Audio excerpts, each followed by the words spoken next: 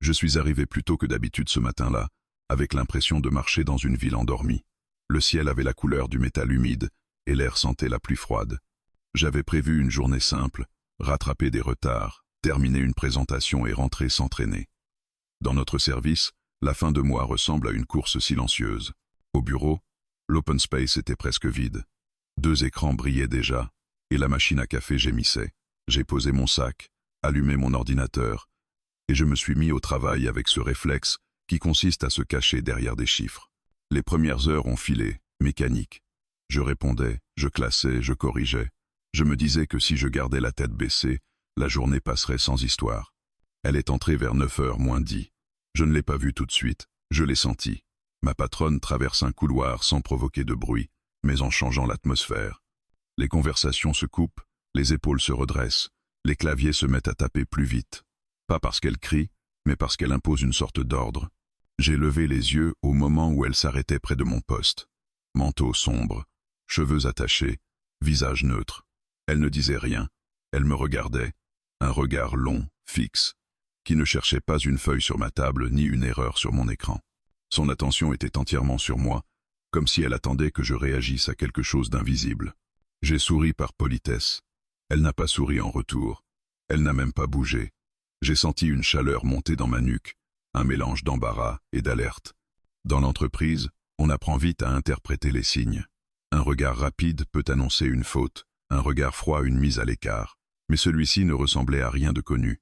Au bout de quelques secondes, elle a cligné des yeux, puis elle est repartie, sans un mot, vers son bureau vitré. J'ai repris ma souris comme si de rien n'était. Pourtant, mes doigts avaient perdu leur précision. Je relisais 3 fois la même phrase. Je me répétais que j'inventais. Peut être qu'elle était fatiguée. Peut être qu'elle avait regardé au-delà de moi, sur un point dans le vide. Mais je savais ce que j'avais vu.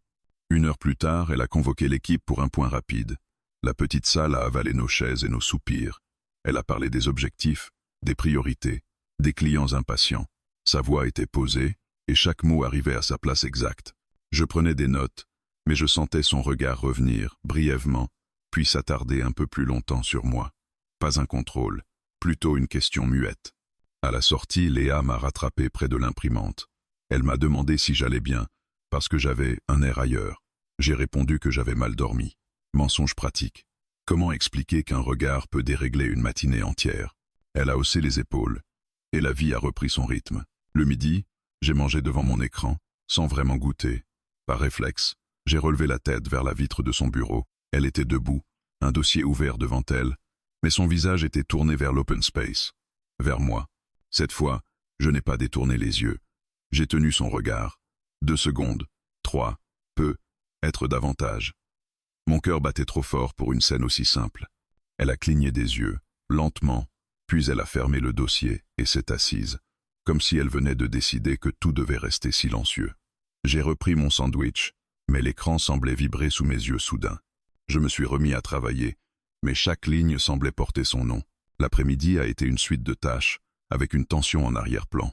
Je travaillais, je livrais ce que je devais livrer, mais je comptais aussi les heures. Je surveillais les bruits dans le couloir, les pas proches, les portes qui s'ouvrent. Je me sentais ridicule, et pourtant incapable d'arrêter. Sous une hiérarchie, l'inquiétude n'a pas besoin de raison claire pour exister. Vers 6 heures, en revenant de la kitchenette avec un gobelet d'eau, je l'ai croisée. Elle sortait de son bureau. Nous nous sommes arrêtés presque en même temps, à moins d'1 mètre l'un de l'autre. Elle a baissé la voix. « Tu as 1 minute ?» J'ai répondu oui, immédiatement. Elle a marqué une pause. Plus tard. Quand ce sera plus calme. Puis elle a continué son chemin, me laissant dans le couloir avec cette phrase suspendue. J'ai regagné mon poste, mais chaque minute suivante semblait plus lente. Je terminais des choses sans y croire, et je me demandais ce qu'elle voulait. Une remarque sur mon travail? Un avertissement? Une décision qu'on ne prend pas devant tout le monde? Ou quelque chose de plus personnel, plus dangereux, que je ne voulais pas nommer? À 10 à 8 heures, les collègues ont commencé à partir. Les voix se sont éloignées, les chaises ont cessé de grincer, les écrans se sont éteints un à un. Je suis resté, prétendant finir une dernière tâche, alors que je n'écrivais plus rien d'utile. La lumière de son bureau restait allumée, derrière une vitre. À 10 à 8h30, un message est apparu sur mon écran, passe dans mon bureau, sans formule, sans ponctuation. J'ai avalé ma salive, j'ai fermé mes fichiers, rangé une feuille pour me donner une contenance, et je me suis levé. Le couloir semblait plus long que d'habitude. Mes pas résonnaient trop fort. Devant sa porte, j'ai hésité. Une seconde, puis j'ai frappé. Entrez. J'ai ouvert. Elle était debout près de la fenêtre, la ville grise derrière elle. Le bureau était rangé, presque trop, comme si elle avait préparé la scène. Elle s'est retournée lentement. Elle m'a fixé longtemps, exactement comme le matin. Puis, d'une voix plus basse, elle a dit « Ferme la porte, on doit parler ». Quand la porte s'est refermée derrière moi, le bruit a été plus sec que je ne l'aurais imaginé. Pas un claquement violent, plutôt un clic définitif, comme si quelque chose venait d'être verrouillé sans possibilité de retour. J'ai posé la main sur la poignée une fraction de seconde de trop, puis je me suis avancé, lentement. Son bureau n'était pas grand, mais l'air y semblait plus dense. Les stores étaient à moitié tirés, laissant entrer une lumière grise qui coupait la pièce en lignes obliques. Elle ne m'a pas invité à m'asseoir. Elle non plus ne s'est pas assise. Elle est restée debout, les bras croisés, le regard posé quelque part entre mon visage et le mur derrière moi. Le silence s'est installé, lourd, presque irrespectueux. Dans une réunion normale, on commence par un mot, une phrase d'introduction. Là, rien. J'entendais mon propre souffle, trop fort, et le bourdonnement lointain de la ventilation. « Tu te demandes sûrement pourquoi je t'ai demandé de rester », a-t-elle fini par dire. Sa voix était calme, mais pas neutre. Il y avait une tension maîtrisée, une retenue qui me mettait mal à l'aise. J'ai hoché la tête, incapable de produire autre chose. Elle a fait quelques pas, contournant son bureau sans s'y appuyer, comme si le mobilier n'avait soudain plus d'importance. « Je vais être direct », a-t-elle repris, « parce que je déteste les malentendus. » Cette phrase m'a inquiété davantage que si elle avait tourné autour du sujet. Être direct, dans sa bouche, signifiait généralement que quelqu'un allait perdre quelque chose, un projet, une illusion, parfois un poste. J'ai redressé les épaules, instinctivement, comme pour me préparer à recevoir un coup. Elle s'est arrêtée près de la fenêtre. Elle regardait dehors, mais je sentais que ses mots m'étaient adressés avec précision. « Depuis plusieurs mois, a-t-elle dit, je t'observe. » Le mot a résonné de façon étrange. Observer, pas remarquer, pas évaluer. Observer. J'ai senti mon estomac se contracter. « Ton travail est irréprochable », a-t-elle ajouté rapidement, comme pour couper court à une inquiétude trop évidente. Ce n'est pas une discussion disciplinaire. Je me suis autorisé à respirer un peu plus profondément, mais le soulagement n'a duré qu'une seconde. « Ce qui m'intéresse, a-t-elle poursuivi, ce n'est pas seulement ce que tu fais, c'est la façon dont tu es. » Elle s'est tournée vers moi à ce moment-là. Son regard était sérieux, presque grave.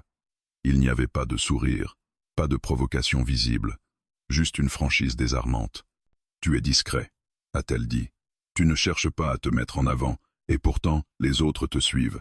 Ils te respectent sans que tu l'exiges. » Je ne savais pas quoi répondre. Personne ne m'avait jamais parlé de moi de cette manière, surtout pas elle. Dans l'entreprise, elle était connue pour son exigence, pas pour ses analyses psychologiques. J'ai murmuré quelque chose comme un merci, mais le mot est tombé à plat. Elle a soupiré, puis s'est enfin assise sur le bord de son bureau, les mains jointes. « Être à cette place, » a-t-elle dit, « c'est terriblement solitaire. » Cette confession m'a surpris. Je ne m'attendais pas à cela. Elle avait tout. Le pouvoir, la reconnaissance, l'autorité. La solitude semblait incompatible avec son image. Et pourtant, dans sa voix, il y avait quelque chose de vrai, presque fatigué. « Les gens te parlent en fonction de ce que tu représentes, » a-t-elle continué, « pas de ce que tu es. Ils veulent quelque chose, ou ils ont peur. Parfois les deux. » Elle m'a regardé droit dans les yeux. « Avec toi, c'est différent. » Mon cœur a raté un battement. J'ai immédiatement cherché une explication rationnelle, différent professionnellement, sûrement. Une manière de dire que je n'étais pas comme les autres, mais une partie de moi, plus lucide ou plus inquiète, sentait que ce mot dépassait le cadre du travail. « Je sais que ce que je fais en ce moment est délicat, » a-t-elle dit après un silence. « Et je veux être sûr que tu comprennes bien une chose.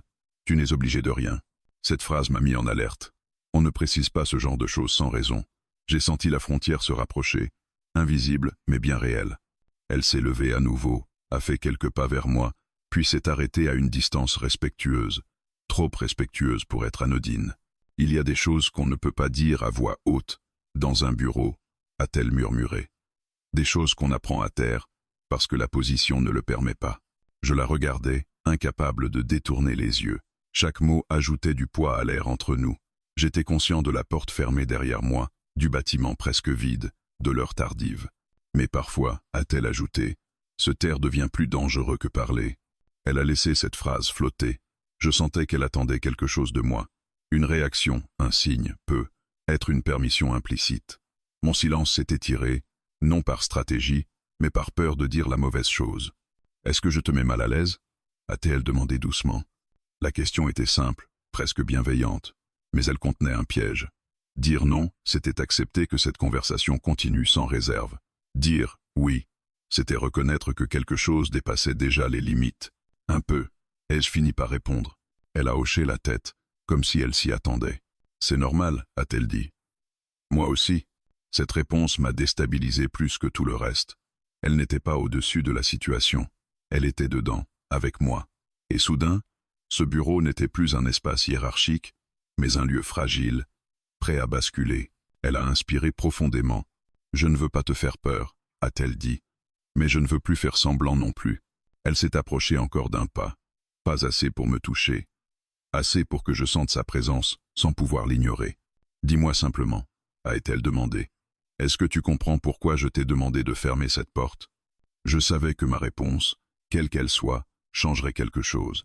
Et pour la première fois depuis que j'étais entré, j'ai compris que cette conversation n'était pas un avertissement, ni une évaluation. C'était un seuil. Et je venais d'y poser le pied. Je n'ai pas répondu tout de suite. Sa question flottait entre nous comme une ligne tracée au sol, impossible à ignorer. Comprendre pourquoi elle m'avait demandé de fermer la porte, ce n'était pas seulement saisir le sens de ces mots, c'était accepter ce qu'ils impliquaient. J'ai senti une tension sourde dans ma poitrine, comme si mon corps cherchait à me prévenir avant que mon esprit ne prenne une décision. Je crois. Ai-je commencé, puis je me suis arrêté. Ma voix m'a semblé trop faible. J'ai repris. Je crois comprendre, oui. Elle n'a pas souri. Elle n'a pas hoché la tête non plus. Elle m'a simplement observé, attentive, presque grave, comme si elle évaluait non pas ma réponse, mais la manière dont je l'avais formulée. Elle a reculé d'un pas, reprenant une distance plus neutre, et s'est appuyée contre le bord de son bureau. « Comprendre, ce n'est pas accepter » a-t-elle dit calmement. Et je tiens à ce que cette distinction soit claire. Ces mots m'ont soulagé, tout en compliquant les choses. Une part de moi aurait préféré qu'elle soit directe jusqu'au bout, qu'elle nomme clairement ce qui se jouait, mais elle avançait prudemment, comme sur une surface fragile. « Je suis consciente de la position que j'occupe » a-t-elle poursuivi, « et de celle que tu occupes, toi. » Elle a marqué une pause, puis a ajouté, presque à regret, « Le pouvoir fausse beaucoup de choses, même les sentiments les plus simples. » Ce mot-là, « sentiment », a fait naître un frisson. Elle venait de le prononcer à voix haute, sans détour. Le bureau n'était plus un lieu de travail. Il était devenu un espace de confession, dangereux précisément parce qu'il n'était pas censé l'être. « Je n'ai jamais voulu » a-t-elle repris, puis elle s'est interrompue. Elle a cherché ses mots, visiblement agacée par sa propre hésitation. « Ce que je veux dire, c'est que je ne suis pas en train de te proposer quoi que ce soit, pas encore. » Cette précision m'a troublé. Le « pas encore » ouvrait une porte que je n'avais pas demandée. J'ai senti un mélange contradictoire monter en moi. Une inquiétude profonde, mais aussi une curiosité que je n'osais pas reconnaître. « Alors pourquoi maintenant » ai-je demandé. La question m'a échappé. Elle était sortie sans filtre, portée par une nécessité presque urgente de comprendre. Elle m'a regardé longuement, comme si elle pesait le risque de me répondre honnêtement, parce que je commence à perdre le contrôle, a-t-elle fini par dire.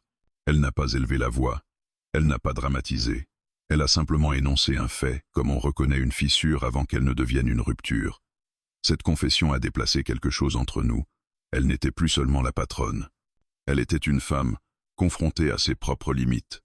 Je me suis toujours interdit certaines choses, a-t-elle continué, pas par morale, mais par survie. Quand on arrive là où je suis, on apprend vite que le moindre faux pas coûte cher. Je l'écoutais sans l'interrompre. Chaque phrase ajoutait une couche de complexité. Elle parlait de retenue, de discipline, de solitude choisie, et soudain tout cela prenait un visage plus humain. « Et toi » a-t-elle dit en me regardant à nouveau. « Tu représentes exactement ce que je ne devrais pas regarder. » Ces mots ont provoqué un choc silencieux. Elle venait de tracer clairement la ligne invisible. Je me trouvais de l'autre côté, malgré moi. « Ce n'est pas juste » ai-je dit doucement. Elle a esquissé un sourire triste. « Non, ce ne l'est pas. » Elle s'est redressée, a croisé les bras, comme pour se protéger d'elle-même. C'est pour ça que je voulais te parler avant que quoi que ce soit ne m'échappe, avant que des gestes, des silences ou des malentendus ne créent quelque chose d'irréversible. Je sentais la responsabilité peser sur moi, injustement lourde, comme si, sans l'avoir choisi, je devenais un élément déclencheur. Une tentation peut être une erreur possible. Je ne veux pas être un problème, ai-je dit. Ma voix était plus ferme que je ne l'aurais cru. Elle a hoché la tête lentement. Je le sais. Et c'est précisément pour ça que c'est si compliqué. Elle s'est rapprochée à nouveau, puis s'est arrêtée net, comme retenue par une barrière invisible. Il y avait entre nous une distance minuscule, chargée d'une tension presque palpable. « Dis-moi quelque chose », a-t-elle demandé. « Et sois honnête. » J'ai attendu, le souffle court. « Est-ce que tu as déjà senti qu'il y avait autre chose entre nous ?» La question était directe, sans détour cette fois. Elle ne parlait plus en métaphore. Elle me demandait de mettre des mots sur des sensations que j'avais soigneusement évitées. J'ai baissé les yeux un instant, cherchant une réponse qui ne serait ni une fuite, ni une trahison. J'ai senti un malaise, ai-je répondu finalement. Une tension, mais je ne savais pas quoi en faire. Elle a fermé les yeux brièvement, comme si cette réponse confirmait quelque chose qu'elle redoutait. Moi aussi, a-t-elle murmuré. Un silence s'est installé, plus lourd que les précédents. Ce n'était plus une attente, mais une suspension. Le moment précis où les choses peuvent encore être contenues, ou basculer sans retour. Voilà la ligne, a-t-elle dit en ouvrant les yeux. Elle est là, juste devant nous. Elle a tendu légèrement la main, sans me toucher, comme pour désigner l'espace entre nous. Et ce qui m'importe maintenant, a-t-elle ajouté, c'est de savoir si tu veux la voir, ou si tu préfères faire semblant qu'elle n'existe pas. Je me suis rendu compte que, quelle que soit ma réponse, quelque chose serait perdu. L'innocence, la simplicité, ou peut être la sécurité, la ligne invisible était tracée, et je me tenais exactement dessus. Je n'ai pas répondu tout de suite. La ligne qu'elle venait de tracer semblait réelle, presque visible, tendue entre nous comme un fil fragile. Faire semblant qu'elle n'existait pas aurait été plus simple, plus sûr. Mais la simplicité avait déjà disparu au moment où la porte s'était refermée. « Je la vois », ai-je dit enfin. Ma voix ne tremblait pas, et cela m'a surpris. Dire ces mots revenait à reconnaître ce qui se jouait, sans pour autant l'accepter pleinement. Elle a inspiré lentement, comme si cette réponse confirmait quelque chose qu'elle redoutait autant qu'elle l'espérait. « Alors, écoute-moi bien », a-t-elle dit. « Ce qui va suivre doit rester clair, à chaque seconde. » Elle s'est éloignée de moi pour retourner derrière son bureau, comme pour rétablir un semblant d'ordre. Elle n'a pas allumé son ordinateur, elle n'a pas pris de dossier, elle a simplement posé les mains à plat sur le bois, le regard baissé. « Je ne veux pas que tu penses que tu dois quoi que ce soit », a-t-elle repris. Ni maintenant, ni plus tard. J'ai hoché la tête, sans savoir si ce geste suffisait. La tension ne diminuait pas, elle changeait simplement de forme. Elle n'était plus floue, elle devenait précise, dangereuse. Mais je ne peux plus faire comme si rien ne se passait, a-t-elle ajouté. Parce que ce serait mentir, et je déteste mentir. Elle a relevé les yeux vers moi. Il n'y avait plus d'autorité dans son regard, plus de contrôle affiché, seulement une détermination fragile. Ce qui se passe derrière cette porte, a-t-elle dit lentement, doit rester ici. Pas parce que c'est honteux, mais parce que le monde extérieur ne le comprendrait pas. Ces mots ont résonné étrangement. Ils sonnaient comme une justification, peut être même comme une préparation. J'ai senti une alarme intérieure se déclencher, pas une peur panique, plutôt une lucidité soudaine. « Et si je ne veux pas que ça reste ici ?» ai-je demandé. Elle a marqué un temps d'arrêt. C'était la première fois que je la voyais réellement prise au dépourvu. « Alors tu le diras », a-t-elle répondu après un instant. « Et tout s'arrêtera. » Sa réponse était simple, presque trop. Mais quelque chose dans sa posture trahissait l'enjeu. S'arrêter maintenant serait possible. Plus tard, ce ne serait peu, être plus le cas. Elle a contourné le bureau et s'est approchée à nouveau. Lentement, sans hâte. Chaque pas semblait peser. Elle s'est arrêtée à une distance qui respectait encore la frontière qu'elle avait elle-même nommée. « Je veux être sûre d'une chose », a-t-elle dit. « Tu es ici parce que tu l'as choisi, pas parce que je te l'ai demandé. » Cette phrase m'a frappé de plein fouet. Choisir, comme si la situation était réellement symétrique, comme si la hiérarchie, le contexte, l'enfermement volontaire de cette pièce pouvait être effacé par un mot. Je suis resté pour comprendre, ai-je répondu. Pas pour autre chose. Elle a hoché la tête, lentement. Comprendre mène parfois plus loin qu'on ne le voudrait, a-t-elle murmuré. Le silence est retombé. Mais ce n'était plus le même. Il n'était plus chargé d'attente, mais de conscience. Nous savions tous les deux que nous étions arrivés à un point précis, celui où chaque geste aurait un sens. Elle a tendu la main, puis s'est arrêtée à mi-chemin, comme si un dernier réflexe la retenait. « Je ne te toucherai pas », a-t-elle dit, « pas ce soir ». Cette précision m'a surpris. Elle posait une limite claire, volontaire, presque protectrice. Et pourtant, la proximité suffisait à rendre l'air électrique. « Ce que je veux, a-t-elle ajouté, c'est savoir si tu es capable de rester ici, avec moi, sans que rien ne se passe, et sans que ce soit un mensonge. » La demande était étrange. Rester sans agir, reconnaître sans franchir, un équilibre précaire. « Je ne sais pas. I admits. » Elle a souri faiblement. Moi non plus. Elle s'est éloignée à nouveau, rompant la tension d'un mouvement brusque, presque nerveux. Elle est retournée vers la fenêtre, a regardé la ville sombre quelques secondes, puis a parlé sans se retourner. « J'ai passé des années à tout contrôler », a-t-elle dit. Mes décisions, mes relations, mes émotions. Et aujourd'hui, je découvre que certaines choses échappent à toute logique. Je l'écoutais, immobile. Chaque mot semblait me lier davantage à cette pièce, à ce moment. « Ce que je te demande maintenant, » a-t-elle repris, « ce n'est pas une réponse définitive. C'est une honnêteté immédiate. » Elle s'est retournée. « Est-ce que tu peux rester encore quelques minutes, sans te sentir piégé ?» La question était simple, mais lourde de sens. Rester, c'était accepter la tension. Partir, c'était refermer quelque chose à jamais. J'ai regardé la porte. Puis elle.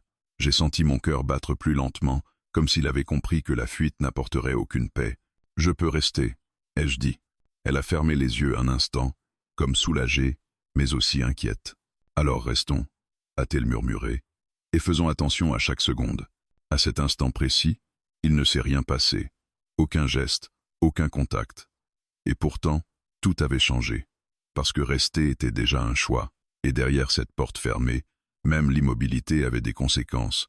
Le lendemain matin, j'ai compris que certaines décisions ne se terminent jamais vraiment. Elles continuent d'agir, même quand on fait semblant de les oublier. En entrant dans le bâtiment, j'ai senti cette différence immédiatement. Rien n'avait changé, et pourtant tout était déplacé d'un demi-ton. Les mêmes murs, les mêmes visages, le même bruit de fond. Mais moi, je n'étais plus exactement le même. Elle était déjà là. Je l'ai aperçue à travers la vitre de son bureau, penchée sur son écran, concentrée, impeccable. Aucune trace de la veille. Aucun signe visible de tension, de fragilité, de doute. Elle avait repris son rôle avec une précision presque chirurgicale. Cela m'a rassuré et troublé à la fois, comme si ce qui s'était passé derrière cette porte n'avait existé que pour moi. Dans l'open space, les collègues parlaient de choses banales. Un client difficile, un retard de livraison, un déjeuner annulé. J'écoutais d'une oreille distraite, conscient de mes propres gestes. Je me surveillais, la façon dont je m'asseyais, dont je levais les yeux, comme si chaque mouvement risquait de trahir quelque chose. Elle a traversé l'espace sans s'arrêter. Pas de regard appuyé, pas de signe, rien. Une patronne comme les autres, efficace, distante. J'ai senti une pointe de déception, immédiatement suivie d'un soulagement. Être que c'était ça, la meilleure issue. Faire comme si rien ne s'était passé, laisser la nuit absorber ce moment fragile. Mais très vite, j'ai compris que ce n'était pas si simple. À 10 heures, elle m'a envoyé un message professionnel, sec, précis. Une demande de modification sur un dossier. J'ai répondu immédiatement. À 10h05, elle m'a rappelé pour un détail. Sa voix était parfaitement neutre, trop neutre, comme si chaque syllabe avait été mesurée pour ne laisser passer aucune faille. J'ai raccroché avec une étrange sensation de manque, non pas de désir, mais de vérité. Le reste de la matinée s'est étiré lentement. Je travaillais, je livrais, je participais. Personne ne se doutait de rien. C'était être ça, le plus dérangeant. Le secret n'était pas lourd parce qu'il était immense. Il l'était parce qu'il était invisible. À midi, je suis sorti manger seul. J'avais besoin d'air, de distance. Dans le petit restaurant en bas de l'immeuble, les conversations se mélangeaient, sans me toucher. Je repassais la scène de la veille dans ma tête, cherchant un signe, une erreur, une parole que j'aurais dû retenir. Je me demandais si rester avait été une preuve de courage ou une lâcheté déguisée. En remontant, je l'ai croisé dans l'ascenseur. Nous étions seuls. Les portes se sont refermées avec un chuintement discret. L'espace était étroit, presque intime malgré nous. Elle regardait les chiffres défiler, droite, immobile. J'ai senti mon cœur accélérer. J'attendais quelque chose. Un mot, un regard. Une reconnaissance silencieuse. Rien. Juste avant que les portes ne s'ouvrent, elle a parlé, sans me regarder. Merci pour le dossier. Une phrase, anodine, professionnelle. Mais sa voix était légèrement plus basse que d'habitude. Pas assez pour être un signe évident, juste assez pour que je sache qu'elle n'avait pas oublié. L'après-midi, les choses ont commencé à changer subtilement. Elle me sollicitait davantage, me demandait mon avis en réunion, me confiait des responsabilités qu'elle ne m'avait jamais données auparavant. Rien de spectaculaire, rien d'illégal, mais suffisamment pour attirer l'attention. J'ai senti les regards glisser vers moi, curieux, parfois envieux. Cette visibilité nouvelle m'a mis mal à l'aise. Ce n'était pas ce que je voulais. Chaque succès avait désormais un arrière-goût étrange, comme s'il était contaminé par quelque chose que je ne pouvais pas expliquer. En fin de journée, elle m'a demandé de passer dans son bureau. Cette fois, la porte est restée ouverte. Le détail avait son importance. « Je voulais vérifier que tu allais bien », a-t-elle dit simplement. Je l'ai regardée. Elle avait l'air fatiguée, vraiment fatiguée, les traits tirés, le regard plus dur que la veille. J'ai compris que la nuit n'avait pas été légère pour elle non plus. « Ça va », ai-je répondu. « Et vous ?» Elle a souri, brièvement. « J'apprends à faire avec. » Il n'y avait rien de plus à dire. Nous avons parlé travail quelques minutes, puis je suis parti. En refermant la porte derrière moi, j'ai senti un poids étrange dans la poitrine. Pas du regret, pas du désir. Quelque chose de plus diffus. La conscience que ce qui avait été ouvert ne se refermerait jamais complètement. Les jours suivants ont suivi le même schéma. Une normalité apparente, traversée de micro-tensions. Des silences trop longs, des regards évités. Parfois, au contraire, un échange trop intense pour être anodin. Je vivais avec cette double lecture permanente, incapable de retrouver une simplicité que je n'avais jamais vraiment appréciée avant. Un soir, en quittant le bureau tard, je l'ai vue éteindre la lumière de son bureau. Nos regards se sont croisés. Cette fois, elle n'a pas détourné les yeux. Elle a simplement hoché la tête, lentement, un geste discret, presque invisible. My Lord Sense. Je suis sorti dans la nuit avec une certitude nouvelle. Ce qui s'était passé derrière cette porte n'avait pas créé une relation, il avait créé un déséquilibre. Et les déséquilibres, tôt ou tard, exigent d'être corrigés ou payés. Les déséquilibres ne disparaissent jamais d'eux-mêmes. Ils attendent, ils se déplacent, ils se glissent dans les interstices du quotidien jusqu'au moment où l'on n'a plus d'autre choix que de les regarder en face. J'ai compris cela le matin où je me suis levé avec une certitude calme, presque froide. Je ne pouvais plus continuer ainsi. La semaine avait été longue, saturée de faux-semblants. Chaque jour, je portais deux versions de moi-même. Celle qui travaillait, répondait, souriait, avançait. Et celle qui observait, en permanence, la moindre variation dans sa voix, dans ses gestes, dans son regard. Cette double vigilance m'épuisait. Elle aussi, je le sentais, payait le prix de ce silence organisé. Ce matin-là, je suis arrivé à l'heure exacte, ni en avance, ni en retard, comme si je voulais que tout commence sur une ligne parfaitement droite. Le bureau était déjà animé, mais je me sentais étrangement détaché. Je faisais ce que j'avais à faire sans effort, sans tension. La décision avait été prise, même si je n'avais pas encore formulé les mots. Elle m'a convoqué en fin de matinée. Un message simple, sans ambiguïté. Passe me voir quand tu peux. Pas reste après. Pas ce soir. Juste quand tu peux. Cette nuance m'a frappé. Elle aussi avait compris que quelque chose devait changer. Quand je suis entré dans son bureau, la porte est restée entr'ouverte. Elle était assise, un carnet fermé devant elle. Elle a levé les yeux et m'a regardé longuement, sans cette tension électrique qui nous accompagnait depuis des jours. Il y avait dans son regard autre chose, une lassitude honnête, presque reconnaissante. « Assieds-toi », a-t-elle dit. C'était la première fois qu'elle me le demandait vraiment. Je me suis assis, lentement. Elle a pris une inspiration profonde, comme si elle s'apprêtait à poser un objet fragile entre nous. « Je pense que nous avons assez tourné autour de ce sujet », a-t-elle commencé. « Et je crois que continuer ainsi nous ferait plus de mal que de bien. » Je n'ai pas répondu immédiatement. J'ai simplement acquiescé. Les mots que je préparais depuis des jours semblaient soudain plus simples à prononcer. « Je suis d'accord », ai-je dit. « Je ne veux plus vivre dans cette zone grise. » Elle a esquissé un sourire triste. Moi non plus. Il n'y avait plus de tension sexuelle, plus de jeu implicite, seulement deux adultes face à une vérité inconfortable. Elle a ouvert son carnet, puis l'a refermé aussitôt, comme si elle s'était rendue compte qu'aucune note ne serait nécessaire. Je tiens à être très clair, a-t-elle poursuivi. Ce qui s'est passé, ou plutôt ce qui n'a pas eu lieu, ne sera jamais utilisé, ni contre toi, ni pour toi. Ces mots ont eu l'effet d'un soulagement profond. J'avais porté cette crainte sans vraiment la nommer. Elle venait de la dissiper sans détour. Et je te dois aussi des excuses, a-t-elle ajouté. Pas pour mes sentiments, mais pour t'avoir exposé à quelque chose qui ne t'appartenait pas. Je l'ai regardé, surpris par cette honnêteté. Peu de personnes dans sa position auraient prononcé ces mots. Je ne me suis jamais senti forcé, ai-je répondu. Mais je me suis senti responsable de quelque chose que je ne contrôlais pas. Elle a hoché la tête, lentement. C'est exactement ça. Un silence s'est installé, différent de tous les autres. Il n'était plus lourd, il était réparateur, comme une pause nécessaire après une tension prolongée. Alors voilà ce que je te propose, a-t-elle dit. Nous remettons une frontière claire, visible, incontestable. Elle s'est redressée sur sa chaise. Tu continues ton travail comme avant. Je continue le mien. Aucune faveur. Aucune distance artificielle non plus. Juste du respect. J'ai senti une étrange émotion me traverser. Pas de la tristesse, pas du regret. Une forme de maturité imposée par les circonstances. Et si un jour, a-t-elle commencé, puis elle s'est interrompue. Elle a secoué la tête. Non, il n'y aura pas de si, pas ici, pas maintenant. Elle venait de fermer la dernière porte, définitivement. Et contre toute attente, cela ne m'a pas blessé. Merci. Je dit simplement. Elle m'a regardé avec une intensité nouvelle, débarrassée de toute ambiguïté. Merci à toi de ne pas avoir profité de ce flou, a-t-elle répondu. Beaucoup l'auraient fait. Cette phrase est restée avec moi longtemps après que je me sois levé. En quittant son bureau, j'ai senti que quelque chose se refermait proprement, sans fracas, sans drame, juste une porte qu'on ferme, parce qu'il le faut. Les semaines suivantes ont été étonnamment calmes.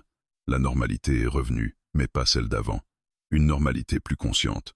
Nous travaillons ensemble avec une efficacité nouvelle, presque apaisée. Les regards n'étaient plus chargés. Les silences n'étaient plus suspects. Un soir, alors que je quittais le bureau plus tôt que d'habitude, je l'ai croisée près de l'ascenseur. Elle m'a souri. Un vrai sourire. Neutre, sincère. Bonne soirée, a-t-elle dit. À vous aussi. Rien de plus. Et c'était suffisant. Plus tard, chez moi, je me suis surpris à repenser à cette histoire sans amertume. Elle ne m'avait pas offert une romance, ni un scandale, ni une ascension fulgurante. Elle m'avait offert quelque chose de plus discret, une leçon sur le pouvoir, le désir et la responsabilité. J'ai compris que certaines conversations changent une vie non pas par ce qu'elles donnent, mais par ce qu'elles empêchent. Certaines portes, quand elles se referment au bon moment, protègent plus qu'elles ne privent. Et ce soir-là, pour la première fois depuis longtemps, j'ai dormi sans me demander ce qui aurait pu se passer, parce que j'avais enfin accepté ce qui devait, et ce qui ne devait jamais, arriver.